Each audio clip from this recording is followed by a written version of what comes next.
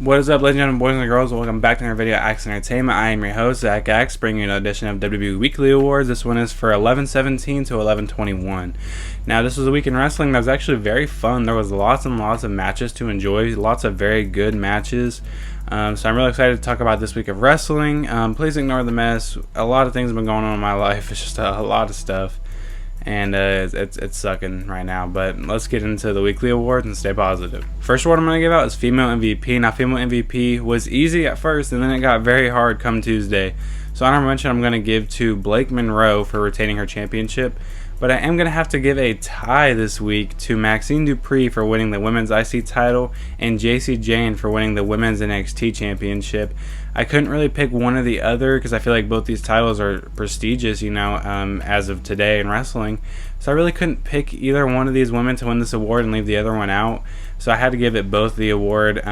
Tatum Paxley actually ends up getting turned on by the culling during JC Jane's beating of her, however you want to put that. But it was really crazy that the culling turned on Tatum. I didn't see it right here. I saw it definitely down the line somewhere, but right here felt really unexpected. So I think it was maybe better that they had the turn right here instead of later, because it shocked the hell out of me. And that lets JC join, I believe it's just Flair, Shayna Baszler, and Roxanne Perez as the only two-time NXT Women's Champions, and I think she definitely deserves it because she is a phenomenal wrestler. And Maxxine Dupri with a shock victory over one of the best of all time in Becky Lynch was absolutely crazy on Monday Night Raw, and I'm excited to see what somebody different does with one of those titles like Maxxine Dupri. Next one I'm going to give out is Male MVP. Now, honorable mentions for Male MVP are going to go to Penta, Gunther, Solo, and JD McDonough, but I am going to give this award to Carmelo Hayes.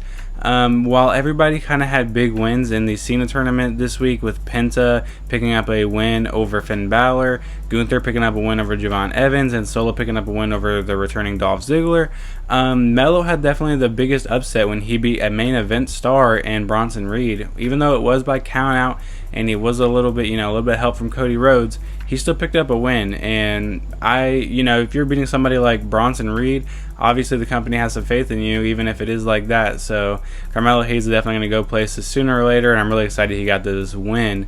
And while we are already here, let's talk about something that happened right there and do promo of the week, because honorable mentions are going to go to Heyman, Alexa, Oba, and Ricky Saints. But I'm going to give this award to Cody Rhodes for the promo he cut immediately after this match. He got on the microphone and Cody's so good at displaying emotion, even if he does a lot of the in between his words and between his lines. He definitely is so good at displaying emotion, and and the anger he can show in a promo is bar none. And how he just went off on every single member of the team for Team Vision was absolutely great. And it was crazy how much, like I said, emotion that Cody Rhodes can show. So in a week full of not very good promos, I kind of wanted to give this one to Cody, even though it was a very short promo, probably only 30 seconds long, but it definitely wins this award. Next one I'm going to give out is Team of the Week. Now, honorable mentions for Team of the Week is going to go to DIY, Dark State, and then Paige and Green on NXT. But I am going to give this award to the almost dream team of Rey Mysterio, Sheamus, and John Cena. Now, when weekly awards first started, we had some crazy, just thrown together teams with amazing talent, and this is just one of those. It's just a crazy thrown together team of a bunch of main event stars from the last 20 years. And it was absolutely insane, this team, and they put on a hell of a match. It was very close to winning match of the week. It's not going to, if you can't tell, because we haven't given that award yet, but this team was absolutely crazy, and they looked great in this match. Cena, Rey, and Sheamus, all guys on the latter end of their career, and they all looked absolutely amazing against the Judgment Day. And now we can get into Match of the Week. Now, Match of the Week, there was a lot of great matches this week, so I have a lot of honorable mentions. So these are the best matches that happened this week, and every single one of these matches I would advise you to go watch if you haven't seen yet. Tatum Paxley versus JC Jane on NXT, Melo versus Reed on Smackdown, Blake Monroe versus Sol Ruco on NXT, JD McDonough, Dominic Mysterio, and Finn Balor versus Sheamus, Cena, and Rey Mysterio on Monday Night Raw, and Ilya Dragunov versus JD McDonough on Friday Night Smackdown are all getting honorable mentions because they were all absolutely amazing matches, all of them worth a watch. But I am going to have to give this award to Gunther versus Javon Evans on Monday Night Raw. It's just one of those things where all the matches that happened were great, and they were all very comparable to each other in a way that they were all very good matches, and I don't think any one of them really shone above the other ones too much. except for Javon versus Gunther. because it had a couple more added aspects, and that being Gunther, this was his big return match. Javon Evans, this being his like third appearance on the main roster, and the main roster on Raw. This is his debut on Raw, and they just had an absolutely great match. No ring rust from Gunther, first of all. And Gunther just works so well with people of Javon's size, like Ilya Dragunov, and people that are kind of like smaller guys that he can kind of flail around a little bit more. Gunther works so good with them, and they looked absolutely great. They came out here and had a 5-star classic on freaking Monday Night Raw, and it stole the show on a night that actually had a big return on it too. So actually 2 big returns technically. So the fact that it could steal the show definitely had to win it match of the week. Just a few topics to talk about. Let's go ahead and start with one that I kind of already mentioned, and that is the big return of Dolph Ziggler. Dolph Ziggler made his return on Monday Night Raw. So we saw Matt Cardona, aka Zack Ryder, on Friday Night Smackdown wrestling LA Knight. And then we end up getting Dolph Ziggler facing Solo Sikoa. Now, I thought this was going to end up being Edge or Chris Jericho or somebody like that, but it ended up being Dolph Ziggler. Dolph Ziggler's a guy that since he went over to TNA, he hasn't even appeared in NXT or anywhere on WWE since he went over to TNA and became Nick Nemeth. We have not seen him back on WWE in any way, shape, or form.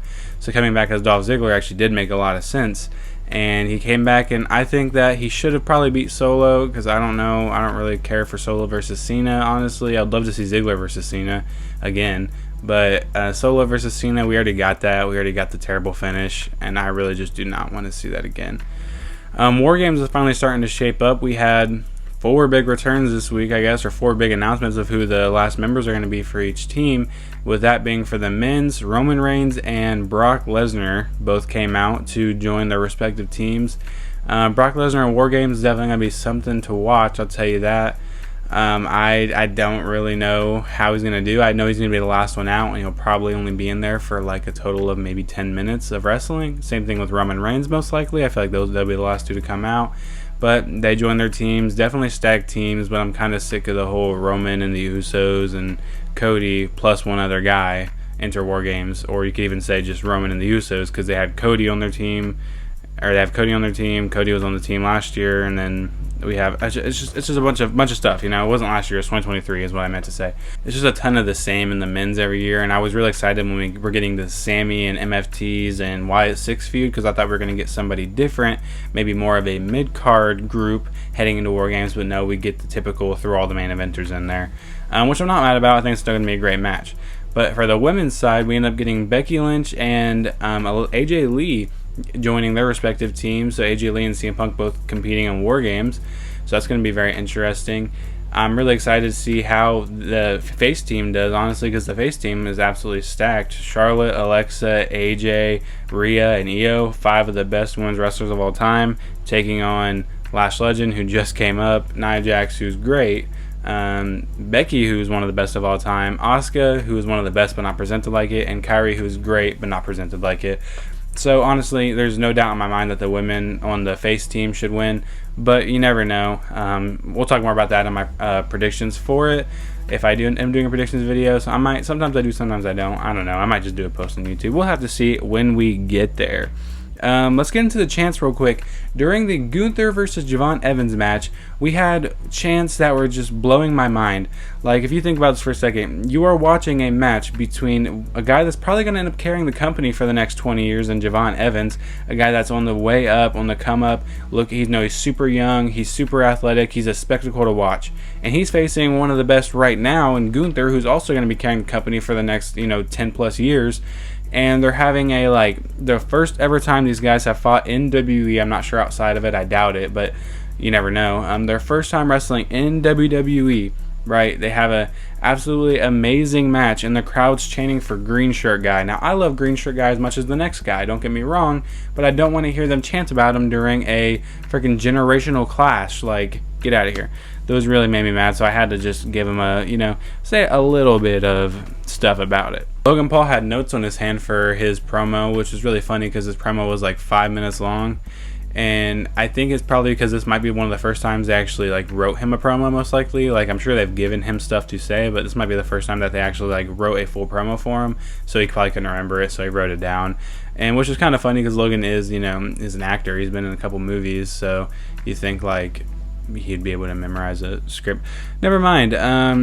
Oh my god, the last thing I want to talk about is a thing that I gripe about every time we get one of these. And now that we have the AAA mixed tag team titles on NXT quite a bit, and with being held by an NXT guy and Ethan Page and a main event lady and Chelsea Green, we're going to get more mixed tag team matches.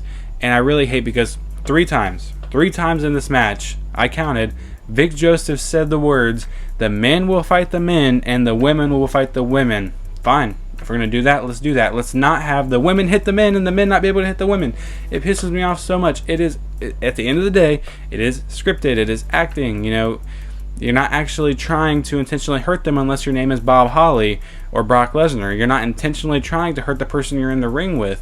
But we just live in a world where you can't hit the women, but the women can hit the men. And it wouldn't be a big deal if they didn't stress it so much on commentary, where they're always like, if the women fight the women, men fight the men, there's no crossover at all, none being allowed. I think the match that did this the best was CM Punk and AJ Lee versus Seth and Becky, because they were letting the men hit moves on the women and the women hit moves on the men equally, you know. So it was great, and nobody had a gripe about it. Not a single person was griping about it online.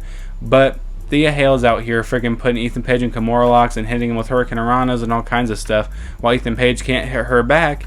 And Chelsea Green wasn't even hitting Joe Henry the whole match. That's the funny thing, is like the whole match, it was the men fighting the women and the women fighting the women. Oh my god. The whole match, it was the women fighting the women and the men fighting the men, except for Thea Hale just hitting Ethan Page. Like, we almost never got any interaction between Chelsea and Henry, but between these two, it's like Thea just, oh my god. And also, don't get me wrong, I am not a huge fan of Thea Hale.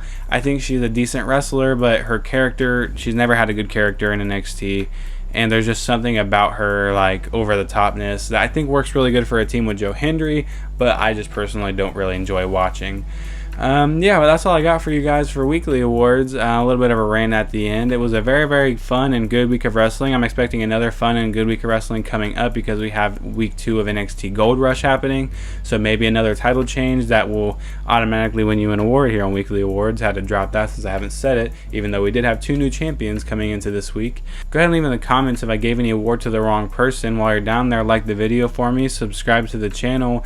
Follow me on TikTok under Axe Entertainment. Ring the bell if you'll be notified whenever I drop a video like this one. And I will see you guys in the next one. Peace. I am him, you are not. I am grim, you are lost. Heating up, ovens hot. Beating up all the frauds. You're a king, I'm a god. Y'all got bling, I do not. Cause I'm clean, y'all get clawed. On the top, y'all are frauds. At the top of my game, but still I get no fame. That's cause I would never pay for a fan to come my way. Look at the camera.